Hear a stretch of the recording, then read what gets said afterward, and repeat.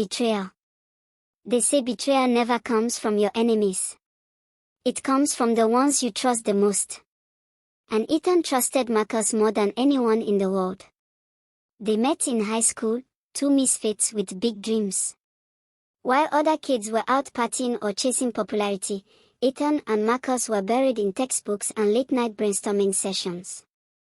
By the time they graduated college, they'd built something real, Cyphertech, a cybersecurity startup that took the industry by storm. Ethan had the brains, the vision. Marcus had the charm, the people skills. Together, they were unstoppable. Business partners. Best friends. Brothers. Their bond went beyond the boardroom. Marcus was the godfather of Ethan's daughter, Eva. He was over for every holiday, every birthday. Ethan's wife, Lila, called him the third member of the family. And for a long time, it felt like nothing could break them. Until the night the email came. It was short. Anonymous. No subject line. Just a single sentence, "He's not who you think he is." Attached was a blurry photo. Marcus, sitting across from a man Ethan instantly recognized, the CEO of Cyphertech's fiercest competitor. Ethan stared at the image for hours. Tried to rationalize it. Maybe it was a misunderstanding. A setup. But deep down, something cracked. Over the following weeks, strange things started happening. Confidential plans were leaked. A prototype, one they'd spent 2 years developing, was suddenly made public by a rival company. Investor funds began to disappear. Not huge amounts at first. Just enough to raise eyebrows. Every time Ethan confronted Marcus, he had an answer. Smooth. Calm. Always believable. "We are being hacked," Marcus said. "I'll handle it." But Ethan couldn't shake the feeling. He started digging. Quietly. Carefully. And then he found it, a hidden bank account in the Cayman Islands, registered under a fake company. But the signature on the paperwork, it was Marcus's. It felt like being punched in the chest. He didn't confront Marcus right away. He needed proof. So he hired a private investigator. The deeper they looked, the darker it got. Shell companies.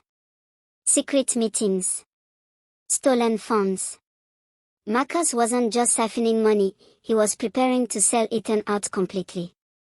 Ethan waited until everything was in place. Then he invited Marcus over for dinner, just like old times. Lila cooked. Eva played in the living room. Marcus brought wine. They laughed like they always had, as if nothing was wrong. Until Ethan stood up and placed a folder on the table. Marcus opened it. Read in silence. His face didn't change. He didn't deny a thing. Instead, he looked Ethan dead in the eyes and smiled. "You always thought you were better than me," he said. "Smarter. More important. But I built this company too. And I was tired of being in your shadow. I just took what I deserved." Ethan's blood boiled. His hands shook. But before he could say a word, Marcus added one more thing. "And by the way, I'm not the only one who betrayed you." He turned his head toward Lila. She wouldn't look up. Ethan's heart dropped again, harder this time. He stared at her, searching for denial. A shake of the head. A tear. Something. But all she gave him was silence. They'd been sleeping together. Marcus and Lila. For months. Late meetings. Fake trips. It was all a lie. The two people Ethan loved most had planned to destroy him together. Sell the company. Take the money. Run away. But Ethan had one move left. He pulled out his phone and pressed a button. Within seconds, there was a knock at the door. FBI agents stormed in. Marcus froze. Lila screamed. You see, Ethan had made a deal. He turned over all the evidence in exchange for immunity and custody of his daughter. He lost his company. He lost his marriage. But he kept Eva. And more importantly, he stopped Marcus from stealing one more thing, his future. 3 years have passed since that night. Ethan lives in a quiet town now.